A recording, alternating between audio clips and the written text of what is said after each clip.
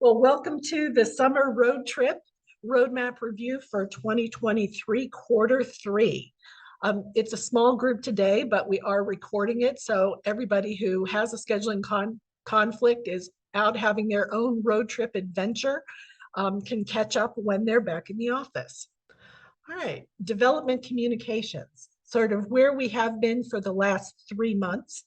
Our help desk is our primary means of communication with all of our clients. We received 167 tickets since April Fool's Day. 20 of them are still in process or awaiting feedback. So we're going through an awful lot of conversations and help just routinely day to day. We have a development bulletin that's being put out twice a month. Our next issue, which will include a wrap up for this meeting, is coming out tomorrow. We have 9 issues so far, 10 by the end of the month. The development bulletin includes information on new functionality. It includes how-tos for things that have been modified, updated, or released, as well as a nod to the online documentation. And every account user in the system receives the development bulletin. We also have an alert and resolve notification, comes out via email as well. We've only had to use it once so far since we've implemented, but this concerns platform availability and service issues that may affect your use of the DonorPoint platform. Payment processor outages, and again, this goes to every account user. And finally, our last development communications method or channel is our roadmap review meeting, which we do once every quarter. And we do it live and we record it for everyone else who wants to catch up later. This is our second session, so welcome. So what's a development roadmap? Well, it's not just a squiggle on a page. For a software provider, it's our very flexible strategic plan. We identify needs, wants, and opportunities. Those come from our clients, our client sites, and our users, and from the market and the industry, because we spend a lot of time monitoring what other people are doing too. As part of the roadmap, we discuss and flesh out the things that we can add to the system, features and functionality. We organize that all into logical groupings and then start prioritizing.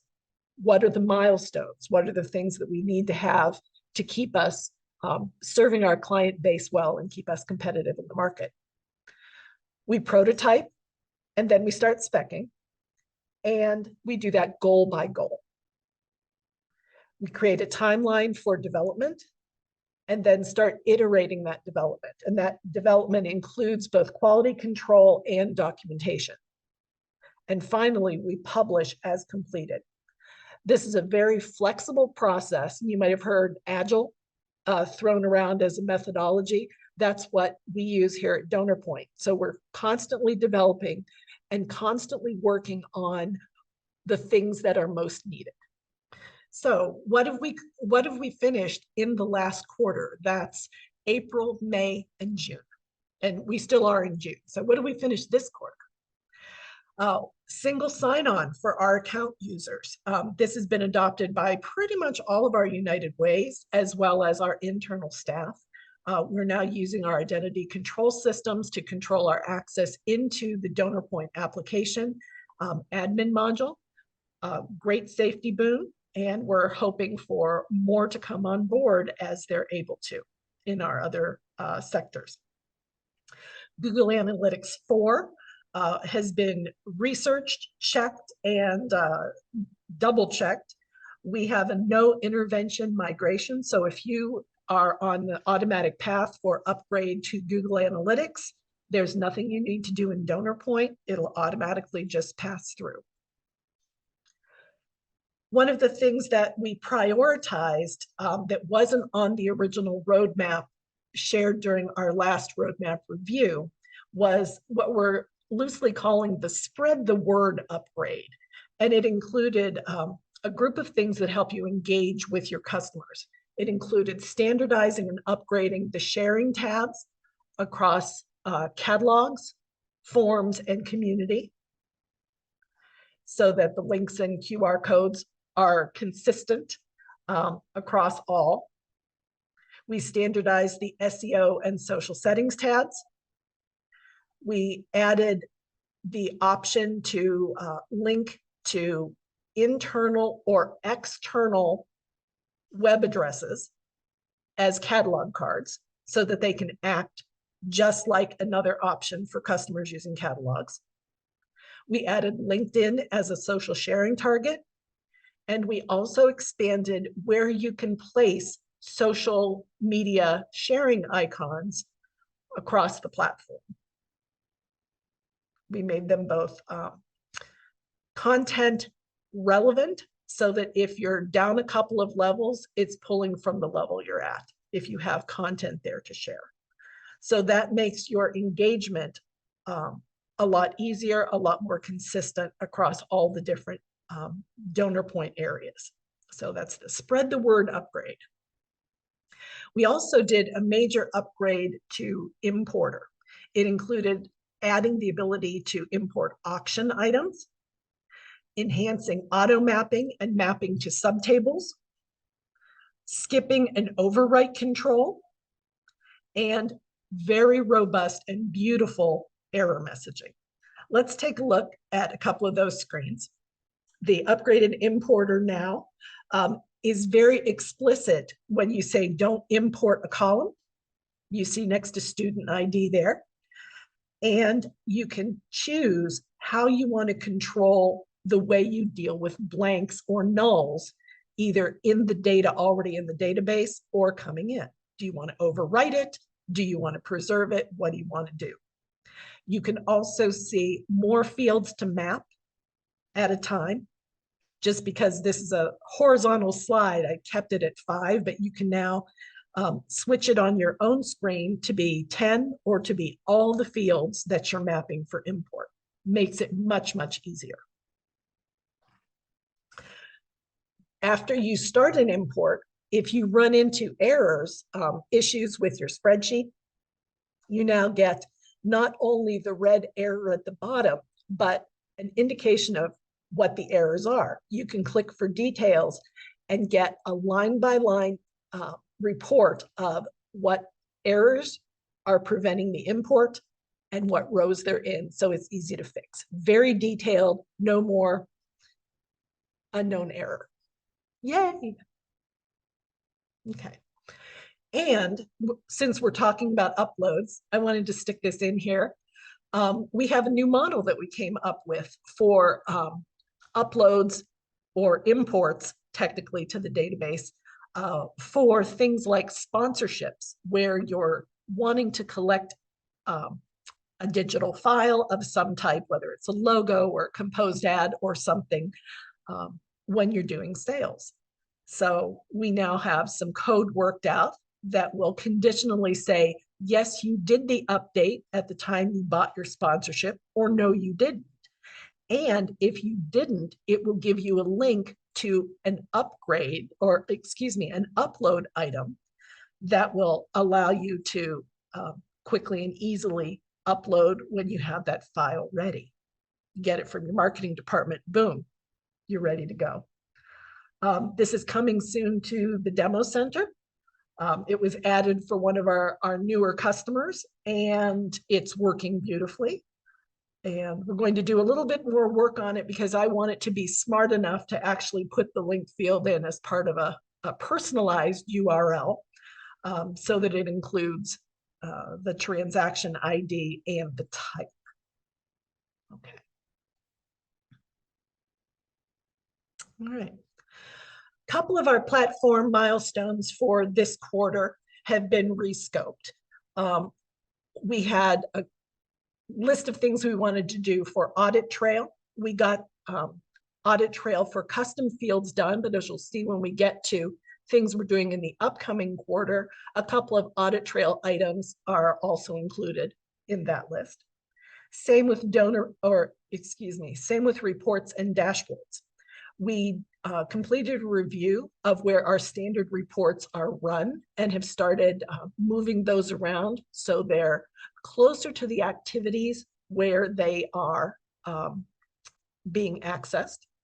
Makes sense to, if you're talking about raffles, you go to the raffle to run all of the reports regarding a raffle or an auction or an event or volunteer management. For volunteer events, we came up with a new set of standardized reports for that volunteering module, as well as a gorgeous volunteer dashboard that's 3 tiers deep. Absolutely beautiful.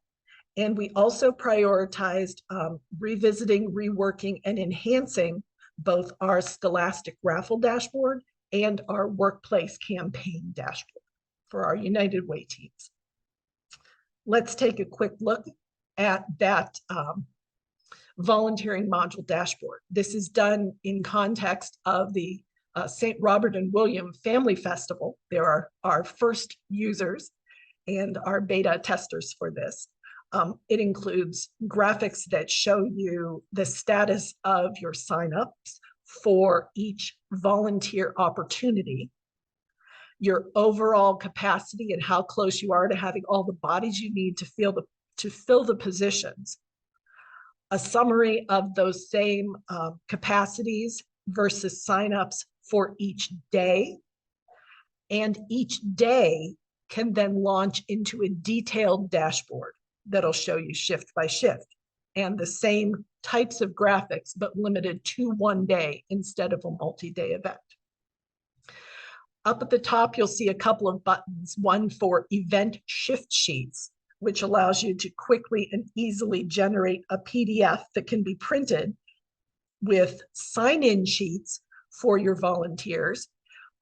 If you are doing an outside event where you don't have good Wi-Fi available, you're not doing an electronic check-in, you just want people to check the list off as they come in and report for their shift.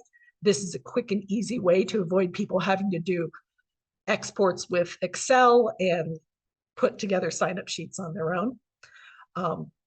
Our contacts at St. Robert and William are like, this is going to save us days of work. They were very pleased with those shift sheets.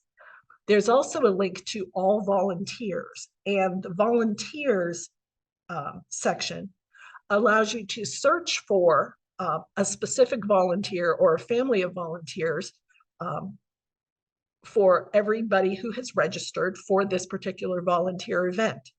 And then if someone's told you in passing or given you a phone call or an email and said, when I signed up, I thought I could be there, something's come up, I'd like to cancel my shift.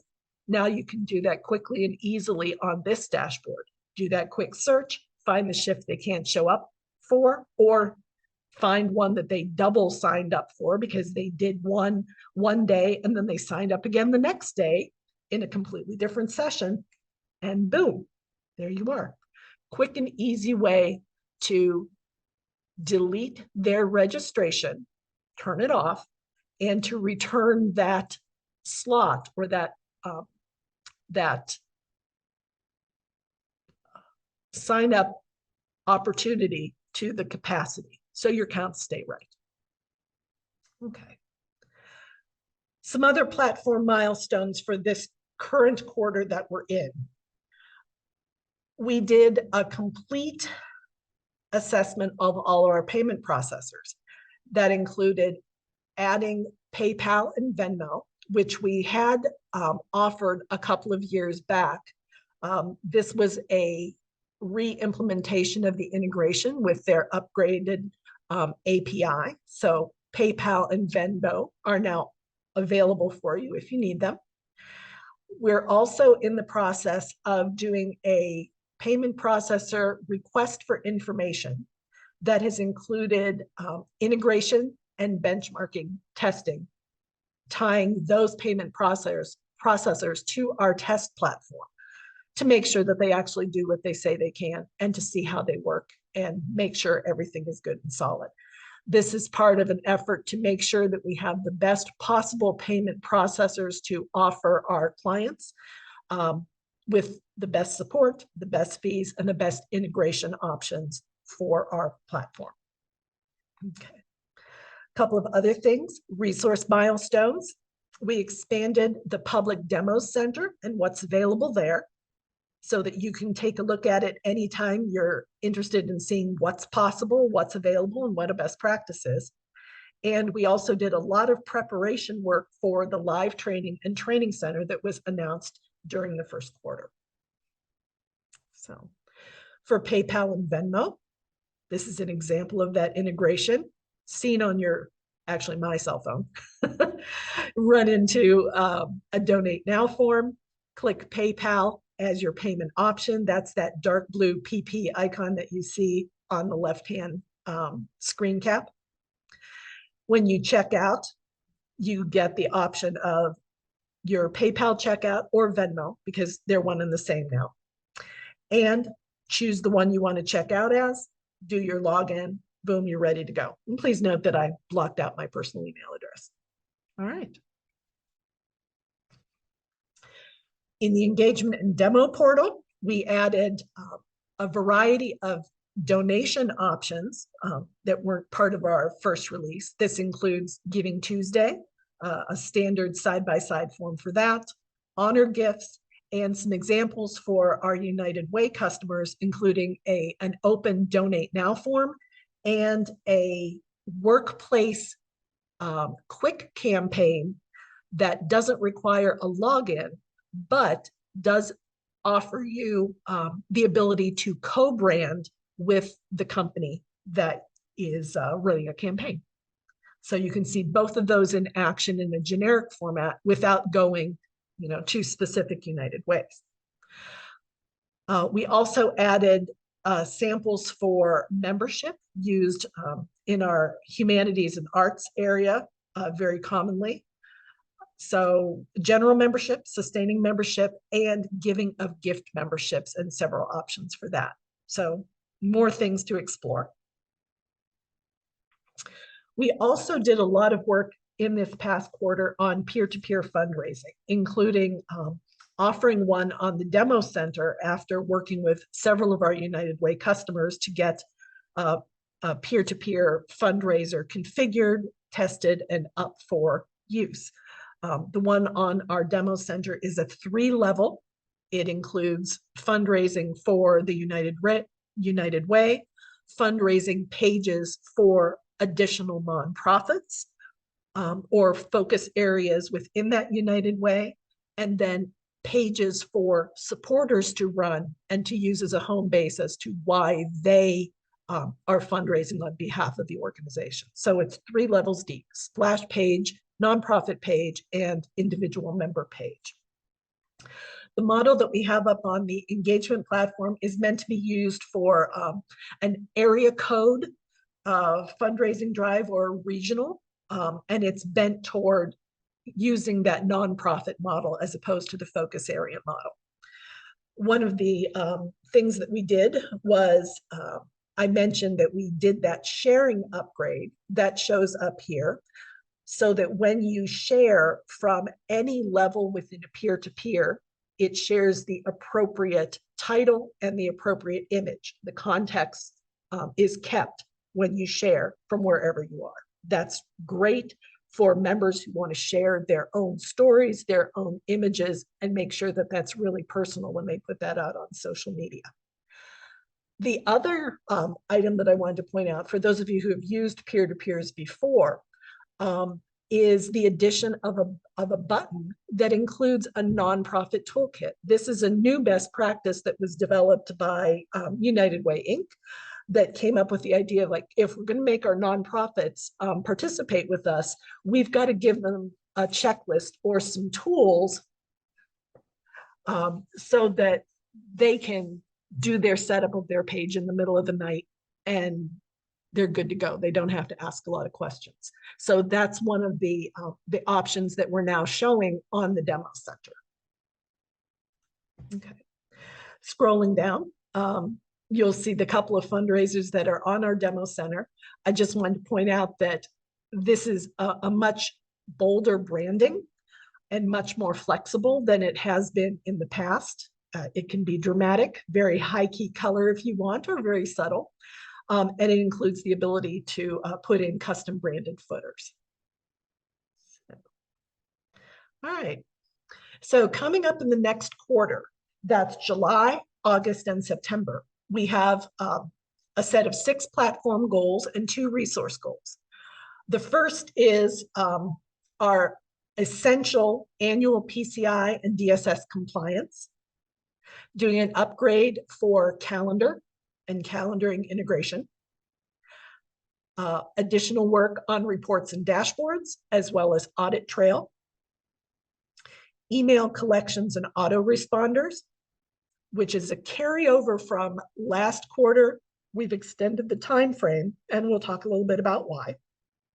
And then a couple of items that were deferred, again, because our roadmap is very flexible to do the things that our clients need to keep moving. That includes an update to the email process and lists and SMS. Those 2 were deferrals that we're going to be working on this quarter. In resource goals, we have a second batch of templates that's going to be released, as well as the launch of our live training and training center. All right.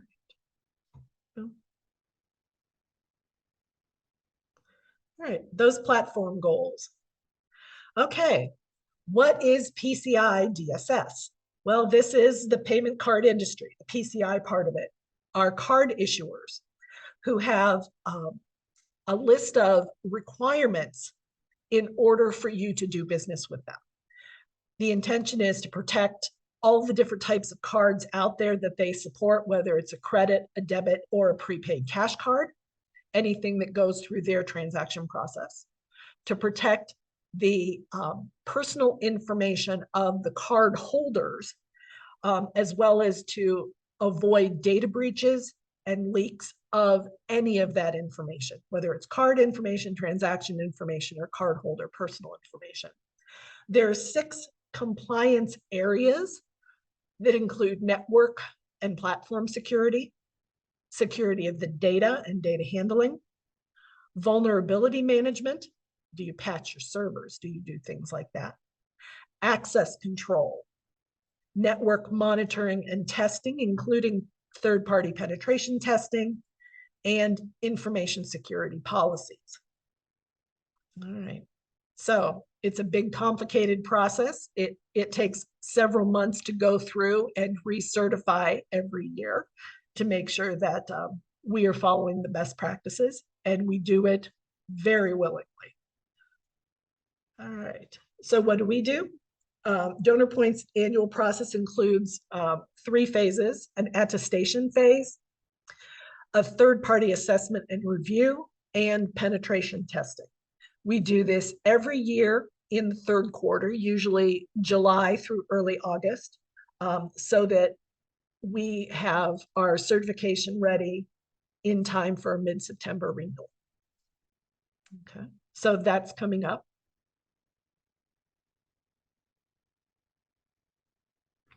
For iCal, so what's iCal? Well, iCal is the iCalendar standard, and it's how people loosely refer to the little file that's used to transfer calendar information.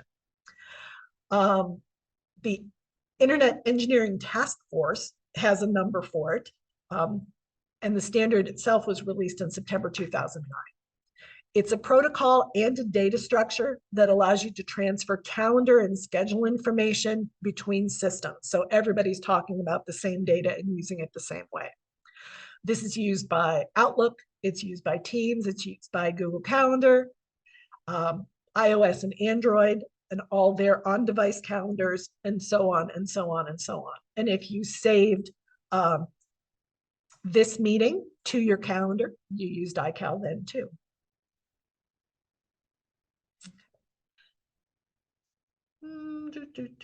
What did I do? Did I miss one? I missed one. Apologies, I missed one. Here we go. All right. So our iCal is currently used for events. That's the add to calendar that people who have registered for an event receive as part of their confirmation page and confirmation email. Currently not dynamic, and if there is a change to the date, time or venue, that has to be sent out as a separate process, and they have to re-download that calendar. We're going to be expanding the use and the usefulness in the next quarter to include the provision of iCal for individual shifts for registered volunteers. You don't get the fact that there's a multi-day event, you get just the shifts that you signed up for, so you can put them on your phone.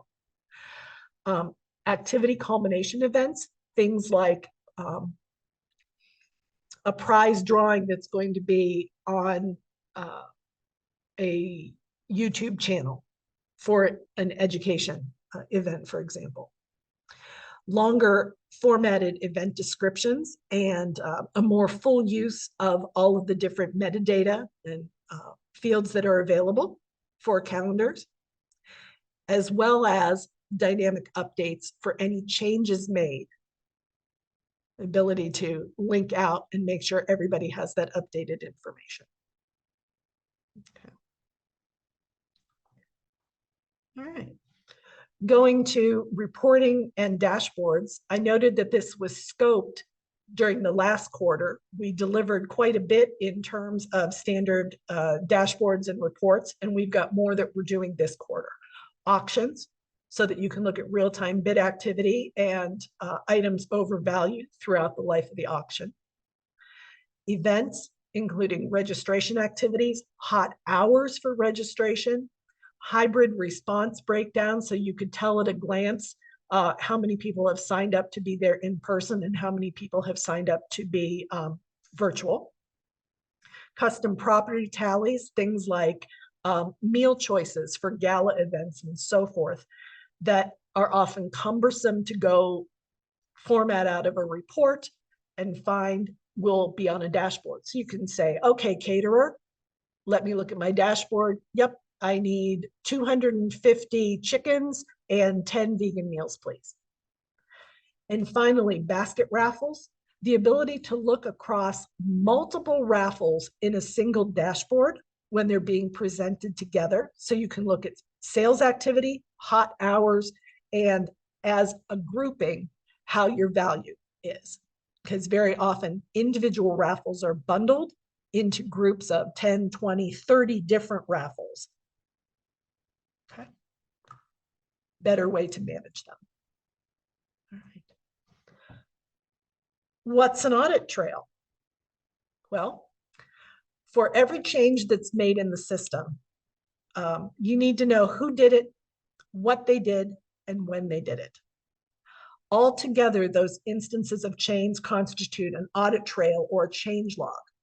And DonorPoint has change logs throughout. Some things we're adding the ability to surface those so you can see them and interact with them as well. We have a couple of areas that we're still working on that includes segments, contacts, and email lists, segment contact and email lists, and relationships. So you'll be able to see any changes made there. This is going to be especially important for people who are doing mailing list management on the marketing side, and people who are doing employee relationship management, to know who's in and who's out of a year over year employment list and know how to see that. What's changed, what hasn't. Okay. All right. So email collections and autoresponders are one of the things that we started in the last quarter and are going to be continuing into the new quarter over the summer. This is Nikki's hot summer fun. This extended time frame allows us to continue to apply best practices to all of the DonorPoint standard system emails. That includes modernizing the look of them, making them more dynamic, updating and leveraging all of the merge codes. We've added a lot of merge codes and we've changed them over time. So it's really important for us to take a look at those and use the best, most modern choices and implement them according to best practice. This includes buttons and hyperlinks, account and contact information to merge in dynamically so you never have to hard code things, and providing and using alternate blocks for merge-in paragraphs, such as contacts. If you're not collecting address information, your contact blocks look silly with dangling commas and so forth if all you have is a name and an email address. So making sure that we're doing those in the appropriate places. Eliminating the automatic copies that are made of email collections. Developing template-specific message sets so that if a template has a specific bend, instead of a standard peer-to-peer, it might be one meant for board fundraising. And that board fundraising language is very, very different. The intent is different. The authority is different. The branding might be different. Putting together those sets of emails for special uses. Creating designer templates for other common mass emails that are done, either as a precursor to a campaign or as part of a newsletter and general keeping people updated effort. And then a set of guidelines for customizing all of those autoresponder and collection sets and the individual emails. All right. And here's a sneak peek at one of those. This went with that peer-to-peer campaign that you saw earlier. This includes a dynamic header that's pulled in. It's a common banner that's used in 13 different peer-to-peer emails in an autoresponder set. You change it in one place in DonorPoint files, and it changes everywhere else. We've started to apply best practice wording and disclaimers across all of our emails as that language has developed and been standardized. Added best practice things like adding transaction IDs and timestamps to every receipt, every confirmation. Pulling in those alternate info blocks where appropriate. And you see that red arrow in the middle showing my name and my email, but nothing else.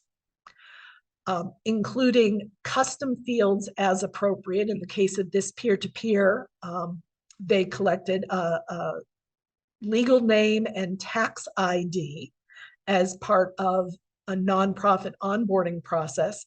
That shows up whenever a gift is designated to them as part of that peer-to-peer campaign. We also have dynamic footers that pull in account information automatically, and the ability to have custom branding and colors for all of those emails.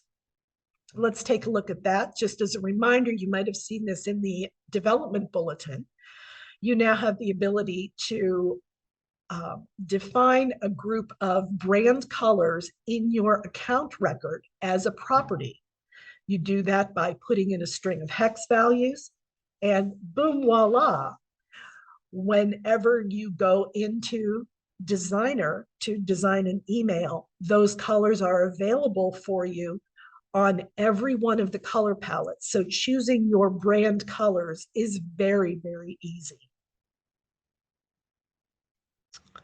In the DonorPoint case, it's gray and a bunch of blues. With yours, it might be blue and orange and sunshine yellow. And you say, but if I get my colors, can I have my fonts too? Well, we have asked about that. Coming soon, Unlayer is working on supporting custom brand fonts so that you would define that as a property as well. And that font would then be the default for all of your emails. You could override it, but again, it's a default, a place to start. Okay. Deferred from last quarter and scheduled for work this quarter include the mass email system, changes we want to make to simplify and make things easier. That includes taking a look at the current email wizards that are used to assemble a mass email, making them more logical and easier to work with, especially if you have multiple hands working in them at the same time. Consolidating that list structure for engagement contents, contacts, and uploaded or assembled lists. saving compound lists for future use, and introducing queries to lists so you can get at a sub list based on properties within the contact records. Okay. So a bunch of things there to do in mass email. This work is going to be done over the next quarter, primarily on test, to make sure that we're not interfering with everything that's being done to prep for the upcoming campaign season. And then this will be released as a package. Okay. Short message service, or SMS, that's text, texting, pop-up notifications, whatever you call it. This is one of the other things that we've deferred because we still need more feedback from you. So what's SMS? Well, it predates the internet. It uses the cell network. One thing that you need to know is if you want to use SMS as part of your engagement from DonorPoint when it's implemented, you need the recipient's cell number. So that's going to need some changes in the way you collect data from them.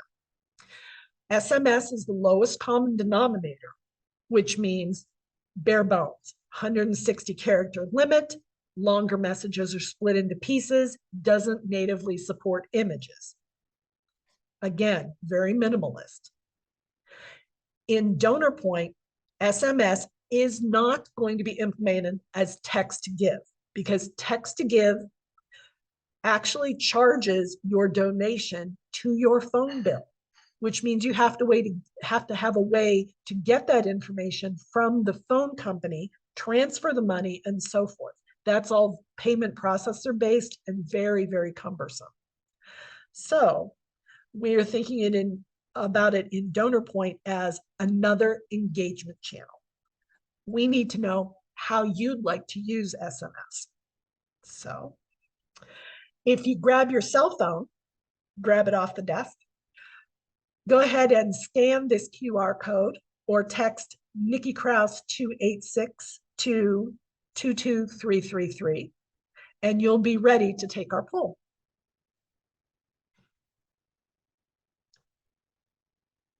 I'm going to give you just a minute here so you can get out your phone, find your camera, give it a scan.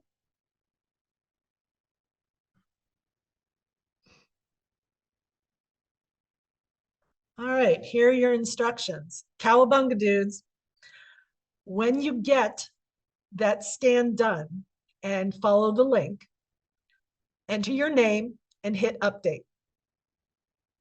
Read through the options and touch the options for using SMS that you would use. It's that easy. All you have to do is touch now. Okay. All right. I'm going to go on to the slide that'll start to show us some of the answers.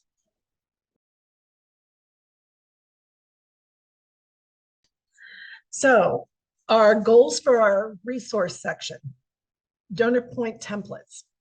What's a template? It's a quick and easy way to set up a popular giving method or an activity. It's basically pull to inflate. All of the heavy duty configuration work is done for you, and it's bundled as a package with everything from autoresponders to an email that tells you how to finish up. You enter a few bits of information into a pop-up and then just press a creation button. The template creates any needed activities or items. It sets the pricing and configures the common parameters that are needed for the type of template that you've chosen. It creates the contact list that you need, assembles a needed mass email or two in edit mode. So all you have to do is review, edit, and finish. It connects the appropriate autoresponder set, those beautiful upgraded autoresponders we're talking about. And it allows you to choose where you want to publish it, where you want to make it available, if there's more than one option. It might be a form or a community campaign, in which case you pick a page template, a new catalog in a new category, or adding to an existing catalog in either a new or existing category. So very granular, allowing you to pick where you want to deploy your new template. So as far as templates, we ended the last quarter with a list of 28 different candidates to templatize. As part of the last review session and over the past couple of months, we've actually gotten 6 new suggestions from both current DonorPoint sites and prospects for great additional templates. We have 6 templates configured so far, and we have another 8 that we've got in some form of work. They're in some stage of developed, tested, or done. We're then publishing them as soon as they're completed. So we have another group of templates that is going to be published over the next quarter. You see some of the templates that are available and the ones that are added there in red. Save the date, a free event with options for guests, interest group events, scholastic raffles, basket raffles with tiers. And notice that both of those dovetail in with the setup of dashboards for those. Peer-to-peer in 4 different flavors. Our cute pet contest, which is an old favorite, now has a new twist to be marketed and branded with configuration to become a virtual talent show collecting video instead of plain images, with a different style of voting, and multi-level giving campaigns. Afterwards, please take a look at the lists of templates that are up there. Is there something else that you think you would like, something else you would need? We love suggestions, so please drop a line to help@donorpoint.com and let us know what else you'd like. For our final resource goal, the deployment of our training and training center, we have these scoped as 45-minute webinars from basic to expert level, and starting in July, releasing 2 to 3 per month, either live or straight to streaming, like straight to Netflix. Yeah, we're doing straight to streaming. Some things require a little bit of editing and additional work, so we're keeping those offline, and we'll prep them appropriately. Any recordings will be posted in the online repository for on-demand access 24/7, 365. They'll include a list of crib sheets that accompany each one of those released webinars. We're also going to be expanding and updating online documentation to include links to the webinars, the crib sheets, and making sure that everything's integrated. So wherever you start, you're going to get to the type of documentation and the type of how-tos that work best for your learning style. This is launching in July, and we have 9 topics prepped for the next 3 months. Let's take a look at those. Oh, nope, we got to look here first. Crib sheets, the first couple of crib sheets. These are essential context for something that you want to do, including a checklist for that topic that includes integrated lists of resources. These crib sheets are meant to be short, sweet, easy to pull up on your computer as you're doing something and just glance at as you're working on it if you haven't done it in a while. They're meant to be very, very quick and easy. Not a lot of screen caps, not a lot of explanation. You need a deeper explanation. You jump into the full documentation using the links in it. These are the first couple for auctions and email. And the training topics coming. For July release, actually by the end of the week, 2 of our sessions will be released for email messages and designer, and email branding and mobile. Those are the basic and the more advanced version of the email messaging sessions. Pricing and promotions will come out in August. That'll be a live session with Q&A. Scholastic raffles will actually have 2 live sessions, one in July and one in August. We're in the process of working with our education clients to come up with those dates and sort of divide and conquer now. Auctions will be a live session in August, early August. Peer-to-peer configuration and content, because of all the moving parts, is going to be a straight to Netflix version.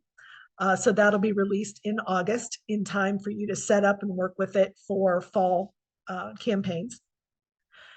And then we have a trio of reporting, which seems to be our most requested and biggest need.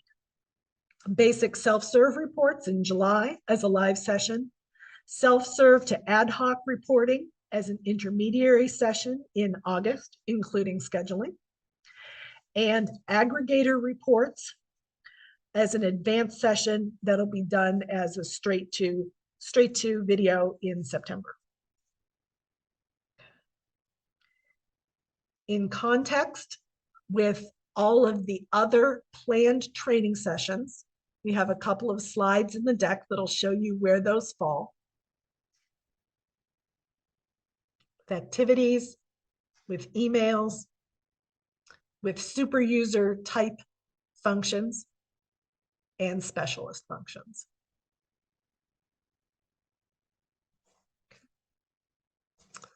All right, that's the end of our roadmap content.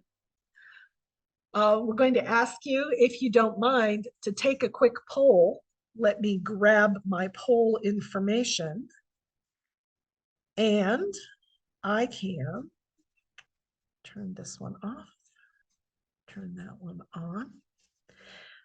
If you follow that same link that you scanned on your cell phone, you should now see a different poll, just basically reviewing the content from this roadmap session and your suggestions for making it better. Thank you so much. And again, if you have anything else that comes up as you're thinking about this tomorrow, next week, always drop us a line, help@DonorPoint.com. We love suggestions.